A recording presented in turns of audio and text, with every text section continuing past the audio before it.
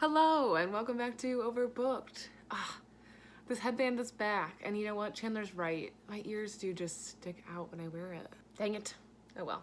Welcome back to Overbooked. I'm Amanda, and today we're going to be going over the books that I would get my family as gifts if I were getting them books for Christmas. So I know a lot of people have been putting out videos where they talk about what they would, like books that they would recommend giving as gifts, which I'm always on board with, you know, like giving books as gifts, great, love it. You can always give me a book as a gift.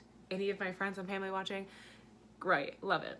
My only thing is I don't really want to put together a video like that. Maybe I will later, but I don't know like what everybody's family members like to read, what their preferences are, what they're interested in. I usually like to know that kind of stuff before I give recommendations on what to read. So I'm gonna give you guys 3 books that I would give my family members. So I have my mom, my dad, and my brother. And I'm just doing those 3 to keep it short and simple. I thought about doing Chandler, who's my fiance, but he hates reading. And there's maybe a book that I would recommend for him, but I doubt he would enjoy it. But yeah, so we're just gonna keep it short and sweet, just those 3, and yeah. So I'm gonna start with my dad. So my dad is a typical like blue collar worker. He likes to keep busy. He does a lot of chores around the house. He also just likes to relax after a long day. He works very hard to support my family, and just definitely somebody who just a super hard worker, essentially. I definitely think that he works in a job that's undervalued. He doesn't need a college education for his job. Not that I don't think it's important. He works at UPS, which I know a lot of people are relying on UPS to get their Christmas presents right now. So definitely not, I'm not undervaluing his job at all, but trying to give you a sense of like what we're going into here. So I recently read the book, The Undocumented Americans by Carla Corjano Vallecino. No, I'm not pronouncing that correctly. And this book is kind of like part memoir, part like just nonfiction essay. And I think I've talked about this book before in one of my recent wrap-ups, but this book talks about the experience of an undocumented immigrant and the different lives that undocumented Americans like have. And, you know, they're not just DACA recipients, and they're not just these people who are, you know, drug dealers or whatnot. Like, there's a variety of people who are undocumented Americans, and they're real people and they have lives. And so our author takes us through these different various stories of the undocumented American experience in different cities around the country. She talks about Flint, she talks about Cleveland, she talks about New York. And the more and more she talked about it, though, the more and more I kind of saw my dad in some of the qualities of the men that she talked about. You know, they're quiet, they're hardworking, reserved, just want what's best for their family. They're doing this for their family. And I found myself like wanting my dad to read it along with me. And so I think this is a book that I would love to give my dad, because I think that obviously there's not a lot of similarities, right? The similarities end at a certain point. You know, my dad's a white man, he's not an immigrant. But I think that this would be a good book to open up his eyes to the immigrant life, the undocumented American life, and kind of see what's going on through a lens of people that I think he could relate to and understand. And I just thought that that would be a really great book for him to read, to comprehend what's going on. And also just a really beautiful written book, and it's fairly short. So I listened to the audiobook, I think it was like 6 hours, and so in my experience, I think that's probably like a book that's around like maybe 200 pages or less, or maybe a little over. So I think that this is something that he definitely could accomplish, like actually finishing. He is notorious for starting books but never finishing them, but he also gets like the longest books. So I think this would be a great book for my dad. the next person that I want to talk about getting a book for is my mom. So my mom is a reader. She's one of the people that started my love for reading. She used to read to me and my brother at night. She definitely has a collection of books of her own. What I always remember about my mom's reading habits is that she used to read a ton of mystery books. So like a ton of like crime thrillers. So a lot of Agatha Christie was always around.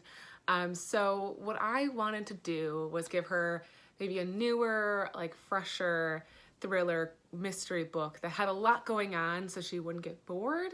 I felt like this book probably would be a good one for her, and it's Into the Water by Paula Hawkins.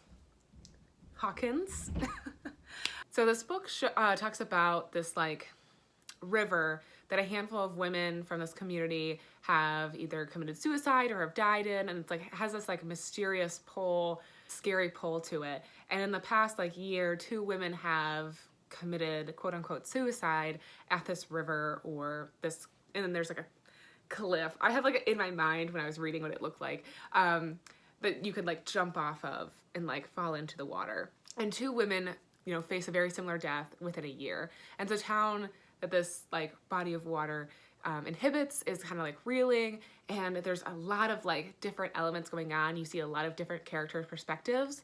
Had kind of a slow build up, but it definitely got super juicy while you went throughout the book, and there's twists and turns throughout the entire thing, and even in like the last page there's like twists and turns. So I definitely think that this would be captivating enough for my mom to enjoy. Like, you know, I think some thrillers are notorious for being very slow moving until you get to like the last third of the book, because it's just trying to give you all of the background information. But I think this one definitely is slow enough to give you information, but definitely fast-paced enough to keep you interested and intrigued.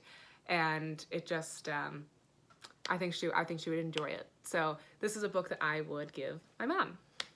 And then the last book that I would give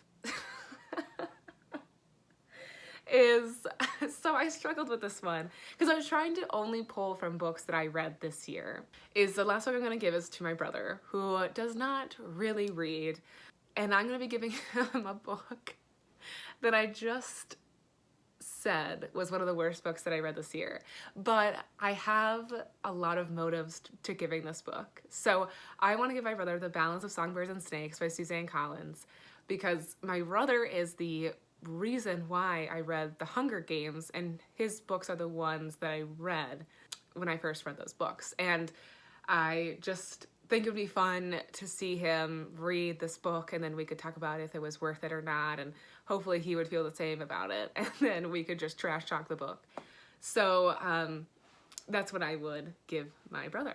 So those are the 3 books that I would give my 3 family members for Christmas. I did not get these books for their gifts just because I think, as I stated before, they're not huge readers. My mom's not as huge of a reader as she used to be, and my dad probably doesn't have time to read, and neither does my brother. So just things that I think that maybe down the line I would potentially give to them as gifts, maybe stocking stuffers next year or something. But yes, I did think about getting my dad the book that I talked about, but I wanted to get it either from a local bookshop or from like Bookshop versus like Amazon or Barnes & Noble, and I couldn't find it anywhere. So maybe when I find it, I can get my hands on it somewhere through a local bookshop or something. I will then get it for him and just give it to him as a random gift. But yeah, so that was my take on books as presents. I know it's probably not something that